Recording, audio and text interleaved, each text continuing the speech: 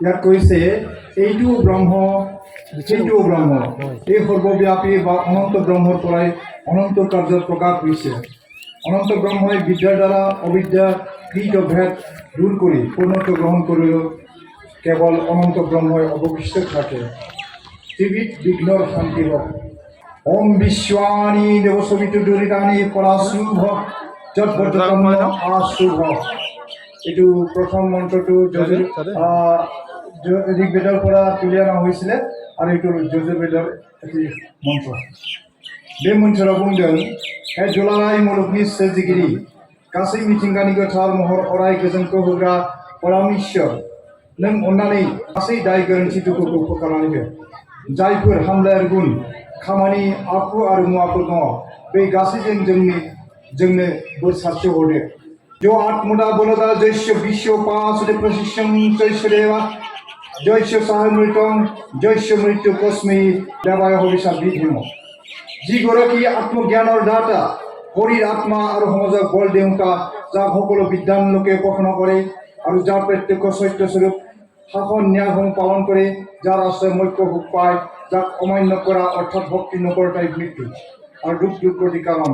আমি সেইজন সুখস্বৰূপ সকলো জ্ঞানৰ দাতা পৰমাত্মা প্ৰাপ্তিৰ কাৰণে আত্মা আৰু অন্তঃকৰণেৰে ভক্তি অৰ্থাৎ তেওঁৰ আজ্ঞা পালন কৰিবলৈ তৎপৰ থাকিম।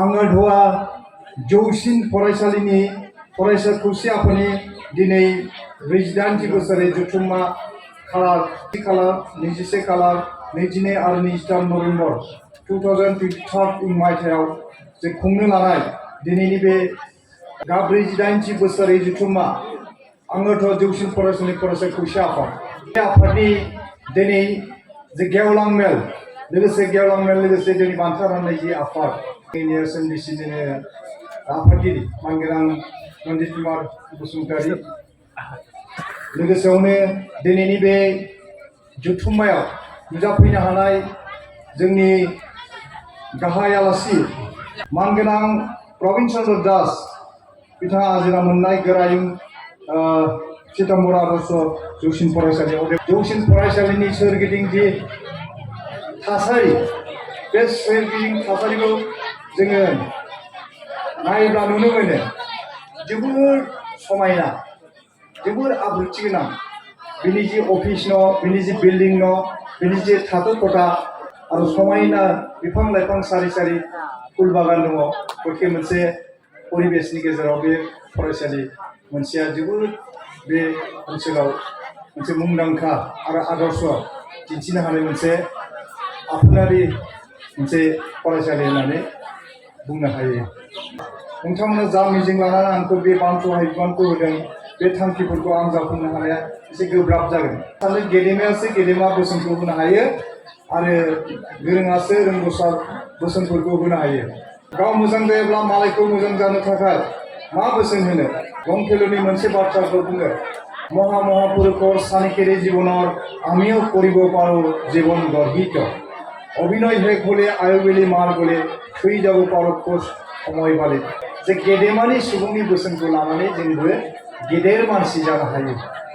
गेदेमा मानसिनि बोसोनखौ जों जेब्लायबो लानांगौ आरो बिसोरनि बोसोनजों जोङो गावखौ गेदेमा गावखौ फसंनो थाखाय हायो होनना बुंदों। संस्कृत श्लोकआव ओरैबायदि बुंदों जे केयुरान विभूषयन्ति पुरुषं हारन चन्द्रोज्ज्वला न स्नानं न विलेपनं न कुसुमं नालङ्कृता मूढजा वनिका समलं करोति पुरुषं जा संस्कृता धार्यते क्षीयन्ते खलभूषणानि सततं वाग्भूषणं भूषणम्। बाहाय बुंदों जे खोमानि गहेना अखाफोर बायदि गुफुर हार गानब्लाबो हौवा मानसिखौ समाया। दुगैनाय मोदोमफ्रु मुवा फुननाय बिबार लानाय आरो खानाय हनायजों देलायजा। नाथाय मोजां बाथ्रा मोजां राव आदर्श नेरसोन बिदिन्थिफोरासो देलायसिखौ बांहोयो।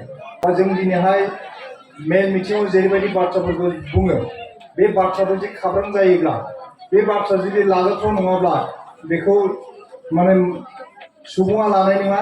बेनिखायनो बे बाथ्राफोरा गोदै रैसुमै जानांगौ आरो बे गोदै रैसुमै आरो ओंथि आबुं बाथ्राफोरासो अराय जोंनि गोसोआव गोजोर जानानै थालांगोन होनना बुंदों।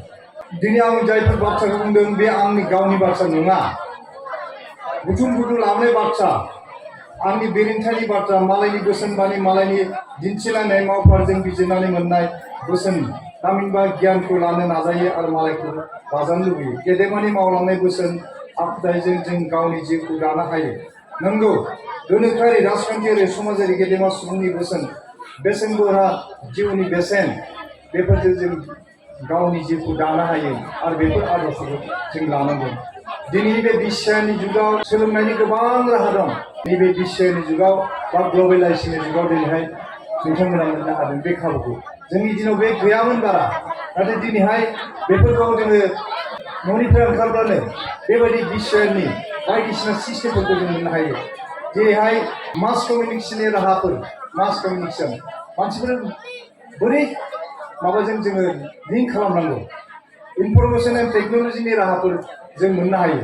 जेरैहाय जोङो मबाइल कम्पिउटार बाहायदों, बेफोरनि जोहै जोङो इनफरमेसन मोननो हायो। बे टेक्न'लजिखौ जों सोलोंनानै लानांगौ आरो बेखौ रोंनांगौ। रोङोब्लाबो जों बे राहायै जों गोबां जों मबाइलफोराव नायनानै कम्पिउटाराव नायनानै बेजोंबो जों सोलोंनो हायो। मानसिया नाथाय सोलोंनायनि जि गोसो, सोलोंनायनि जि थुलुंगा, सोलोंनायनि नाजानाय बे थानो नांगौ। दा बेनि अनगायैबो जोङो माखासे बाथ्राफोरखौ जोङो right to education, right to information, बेबायदि खाबुफोरखौ जों मोनदों। दा बेबायदि हिसाबैनो गोदोनि समाव नाथाय जे फरायसाफ्रा बेदान्त, उपनिषद, पुराण, श्रुति, काव्य बायदिसिना राहाजों बेबायदि सोलोंथाइखौ लायोमोन। बै समावबो बिथांमोना बिखेक भाबै गुबुन मोनसे सोलोंथाइजों बिथांमोना आबुंमोन। दा दानि मुगानि फरायसाफोरा बेबायदि बिगियाननि बायदिसिना टेक्न'लजिजों जोङो आवगायबोदों।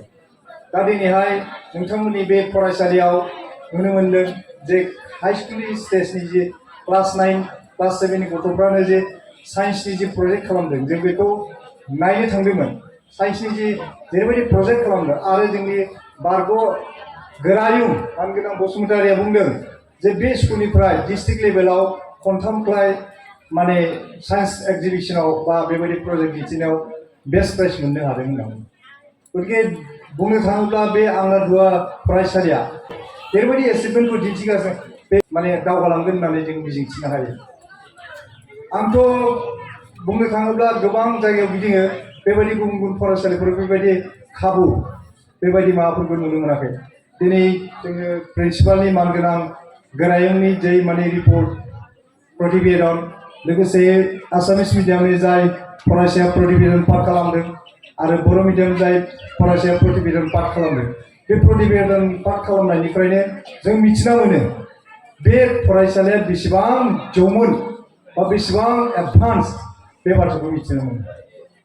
नाथाय आं मोनसे स्कुलनिनो सासे बारग'लायनाय सासे फोरोंगिरि, नाथाय जोंनि स्कुलफ्रावनो बेबायदि खाबुखौ, जोंनि फरायसालिफ्रावनो बेबायदि खाबुखौ, बेबायदि एडभान्टेजखौ जों नुनो मोनाखै। दिनैहाय बेहाय नुफैनानै आं जोबोद गोजोननाय मोनदों। बेनिखायनो बे फरायसालिनि फरायसा नोंथांमोना इयुनावहाय गोजौनिफ्राय गोजौ दावगालांनो हाथों, बेखौ मिजिंथिनानैखि नैबे 48थि जे बोसोरारि जथुम्मा फरायसा खौसे आफादनि, बे फरायसा खौसे आफादनि जे बोसोरारि जथुम्मा जाय जाय इभेन्ट्सफोरखौ बेवहाय खाबु होनाय जादों, जाय जाय आयदाफोरखौ बादायलायनो खाबु होनाय जादों, बे जाबाय मोनसे नन स्कलास्टिक आयदाफोरखौ बेवहाय लानाय जायो। गतिके बे नन स्कलास्टिक आयदाया जाबाय जोंनि समग्र शिक्षानि मोनसे नेरसोन बिदिन्थि। समग्र शिक्षा होनना बुङोब्ला जोङो फरायसा समाव जोङो लेखाखौल' फरायालासिनो बिनि अनगायैबो नन स्कलास्टिक भाबै गुबुन गुबुन परिबेसनिफ्राय बायदिसिना गेलेनाय, हारिमु बायदिसिना आयदाफोरखौ लानानै बेबायदि कम्पिटिटिभ माइन्डफोरखौ जोङो लानो नांगौ। आरो बेबायदि कम्पिटिसनाव बाहागो लायोब्ला जोंनि माइन्डफ्रा कम्पिटिटिभ जायो। बेनिखायनो जोङो बेफोराव बाहागो लानांगौ। आङो दिनैहाय बरायो जाय बिथांमोना बे बोसोरारि जथुम्मायाव बायदिसिना बादायलायनायाव देरहासार जानानै बान्था मोनबाय, बिथांमोनखौ आं बरायो।